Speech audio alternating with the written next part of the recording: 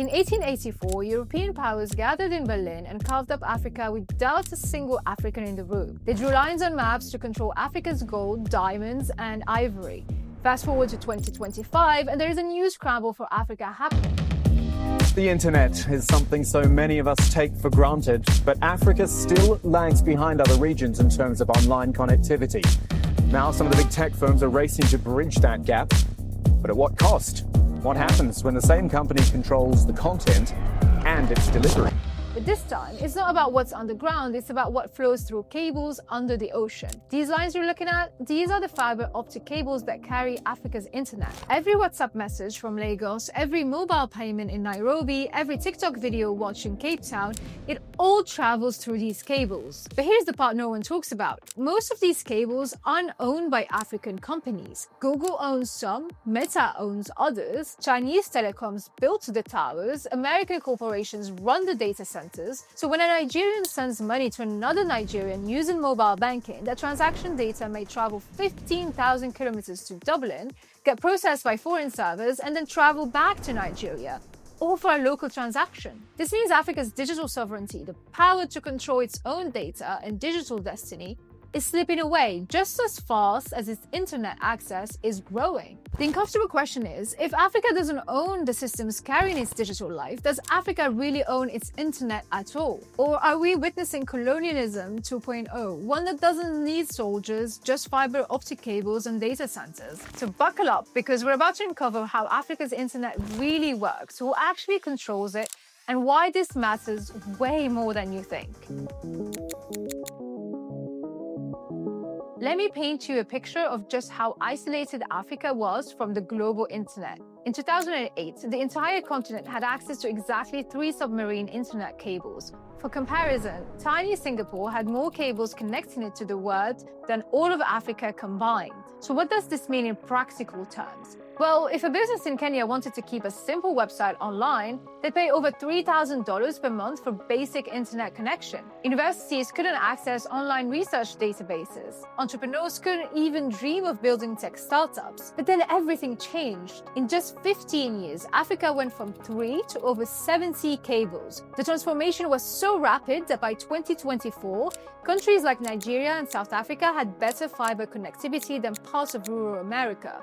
This cable boom cut internet costs by 90% in some countries and unleashed a digital revolution that nobody saw coming. Suddenly, Nigerian fintech companies were processing billions in payments, Kenyan innovators were teaching the world about mobile money, and South African e-commerce was booming. The narrative became Africa is finally connected. But here's what everyone missed. Who actually built those cables? Google built the Equiano cable. Meta is behind the massive 2Africa project. Chinese companies laid the Peace cable. European groups control SAT3. Even Main One, Nigeria's pride, was bought by US giant Equinix in 2022. So sure, Africa got connected, but connected to infrastructure it doesn't own. Now let's talk about Africa's greatest digital success story, mobile money. This is where the irony gets almost painful. Kenya's M-Pesa disrupted digital payments for the entire world. Today, Sub-Saharan Africa processes more mobile money transactions than all other regions combined. African innovation at its finest, right? But here is the catch. The infrastructure enabling these African mobile payments is overwhelmingly foreign-owned. The cell towers broadcasting these transactions, they're built by Huawei and ZTE from China. The fiber networks connecting them, they're financed by Chinese development banks. And the submarine cables carrying international transfers are owned by Google, Meta, and European telecoms. Even the mobile operators themselves tell a story of foreign ownership. Safaricom in Kenya is partly owned by Vodafone. MTN operates across 17 African countries from its South African base. Airtel Africa belongs to Indian company Bharti Airtel. So when a Kenyan farmer sends mobile money to their family in Nairobi, a transaction happening entirely within Kenya, The payment data might route through servers in London or Amsterdam before being processed and returned back to Kenya. We've created this bizarre situation where African innovation runs on foreign infrastructure, generating massive profits that flow back to shareholders in European nations, not to the African communities that pioneered these technologies. So while everyone was focused on undersea cables, a completely different form of digital colonization was quietly taking shape above our heads. In 2023, Elon Musk's Starlink satellites began beaming the internet directly to African users. Within 18 months, Starlink was operational in over 16 African countries, bypassing decades of building local infrastructure with space-based technology. Here's why this is revolutionary and terrifying. Traditional internet requires massive local investments: cell towers, fiber networks, data centers, regulatory partnerships. Starlink requires none of that. American satellites in space beam internet directly to user terminals, completely sidestepping African telecom companies, African governments, and African infrastructure. African telecom operators who spend billions building networks are now watching American satellites steal their customers. And there's almost nothing they can do about it. You can't exactly regulate space. But the economic implications are staggering. The traditional telecom industry creates local jobs, pays local taxes, and requires ongoing local investment. Starlink creates jobs in California and pays taxes to the American government while extracting subscription fees from African users. Its extraction without investment is the perfect colonial model updated for the digital age. Now let's follow the money, or rather let's follow the data, which has become the new currency of power. Every day, millions of Africans generate incredibly valuable data, whether that's their shopping preferences, movement patterns, social connections, financial behaviors, or health information. This digital footprint is worth billions to companies that know how to process it. But here's the problem. Most of this data doesn't stay in Africa. When you upload a photo to Instagram in Lagos, it gets stored on Meta servers in Ireland.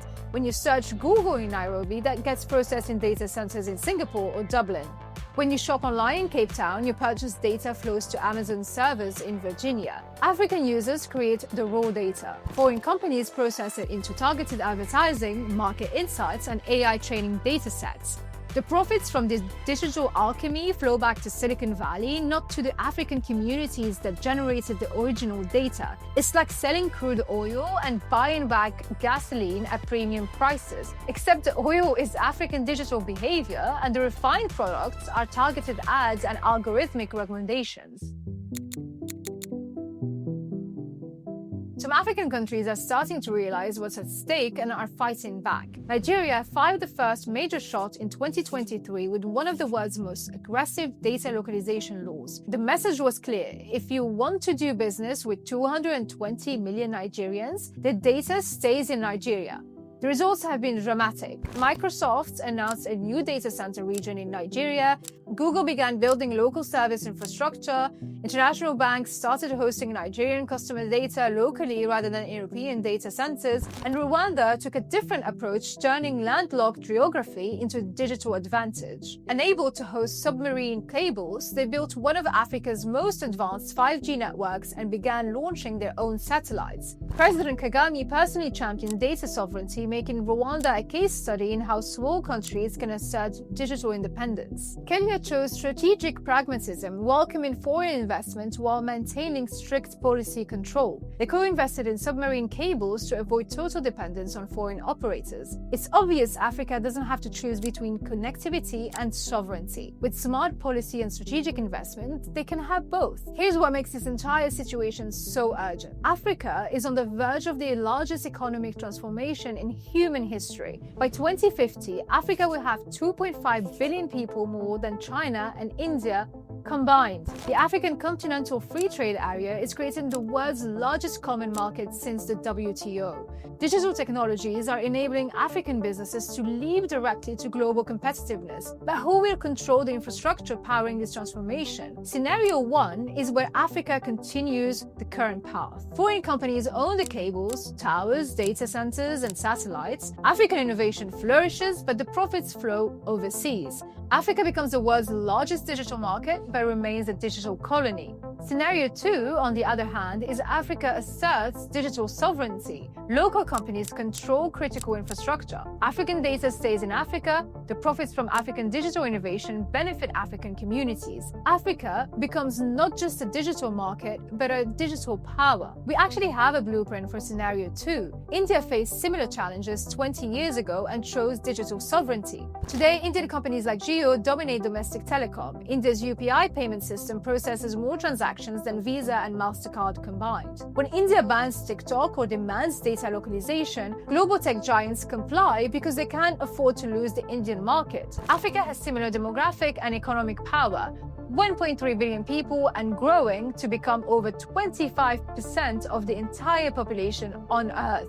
But unlike India's unified approach, Africa's digital policy is fragmented across 54 different countries with different priorities and capabilities. So here's where we stand today. Africa's internet is real, it's growing explosively, and it's changing lives across the continent. But the infrastructure powering this digital revolution, the cables, towers, data centers, and satellites, is overwhelmingly owned and controlled by foreign entities. This isn't necessarily evil or part of some grand conspiracy. Many of these foreign investments have genuinely improved African connectivity and created opportunities that didn't exist before. But here's what's at stake in the digital age. Data is power. The companies and countries that control digital infrastructure shape how information flows, what services are available, and where economic value gets captured. Right now, that power largely rests outside Africa. Keep expanding internet access through foreign-owned systems and risk digital dependence, or take the harder path and make sure the digital future belongs to Africans. The good news is we're already seeing examples of what's possible. Nigerian fintech is competing globally. Kenyan mobile money innovations are being copied all over the world. Rwandan policy experiments are showing new models for digital governments. But these remain islands of African digital sovereignty in a notion of foreign control. The question isn't whether Africa will become more digital, that's already happening. The question is whether Africans will control their own digital destiny or whether they'll remain digital consumers in someone else's system. Because ultimately, who owns Africa's internet will determine who owns Africa's future. And that's a question too important to leave to others to answer. The internet connecting Africa today may not be truly African, but the internet of tomorrow is still up for grabs. So what do you think? Should Africa prioritize fast connectivity, even if it means foreign control, or take the slower path toward digital sovereignty? Let me know in the comments below, and with that, I'll see you guys in the next video. Thank you for watching. I would like to subscribe.